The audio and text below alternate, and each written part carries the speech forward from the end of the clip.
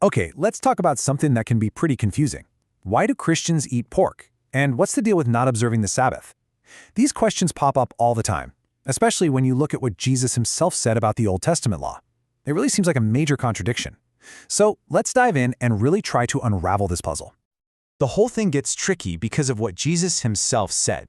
He made a statement that, on the surface, seems to say all the old laws, everything from the Ten Commandments to rules about what you can eat, should still be in full effect today. And that's the million-dollar question we're tackling, right? If the founder of Christianity says the law is here to stay, why does it look like his followers are kind of picking and choosing which parts to obey?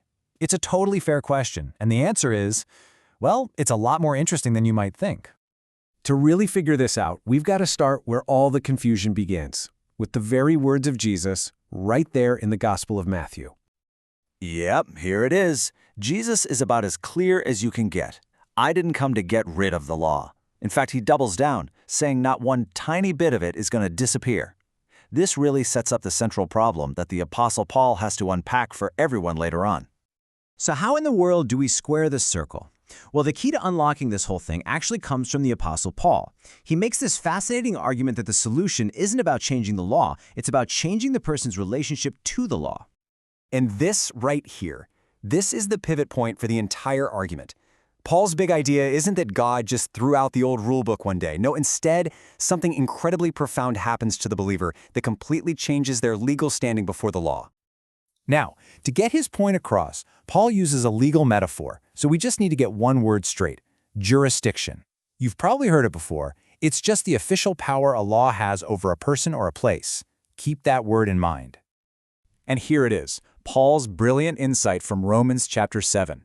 He basically says, look, the law of Moses has authority. It has jurisdiction over a person, but that authority isn't infinite. It has a limit. It only applies while a person is alive. Death ends its legal claim. Okay, I know that sounds a little abstract, right? So Paul, being a great teacher, uses this powerful, super clear analogy from everyday life to make his point absolutely concrete. He brings up marriage law. He says a married woman is legally bound to her husband as long as he's alive. But if her husband dies, that law just doesn't apply to her anymore. She's legally free.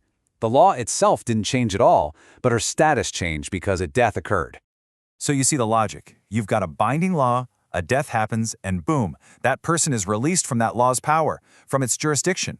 Paul is saying this is just how law works. And this is where he connects it all back. Paul argues that when someone puts their faith in Christ, they are spiritually united with his death. So just like that widow in the analogy, because of this spiritual death, the old law, well, it just doesn't have jurisdiction over them anymore. Okay, so if the marriage analogy feels a little, ancient, Paul's core idea works perfectly with a modern analogy that makes this whole change of legal systems thing even clearer. Just imagine you're a citizen of the UK. You live under UK law, right? Simple. But if you pack up, move to the US and become a citizen there, well, UK laws don't apply to you anymore. You're now under a completely different legal jurisdiction. So in this analogy, think of the law of Moses as the legal system of the UK. And this new way of grace, that's like the laws of the US. So through faith, a believer doesn't get rid of the old country's laws. They just change their spiritual citizenship. And you see how this lines up perfectly with what Jesus said? The old law, the laws of the UK in our analogy, it doesn't just disappear. It's still there. It just doesn't apply to the person who moved. The key thing is that you changed your location, not the law. And for a Christian, this whole transfer isn't physical, it's something accepted by faith. So all of this naturally leads to the big question. What's life like in this new country? If you're not under the old set of rules, what rules do you follow? And the shift is, well, it's huge. The old system was all about external rules designed to keep sin in check. But the new system, it's all about an internal spirit that's meant to lead to freedom and love. It's a total switch from focusing on outward performance to inward transformation. Yeah, you could almost think of the old laws as fences or guardrails. They were put there for a really important reason, to guide people from the outside because they didn't yet have that new spirit to guide them from the inside.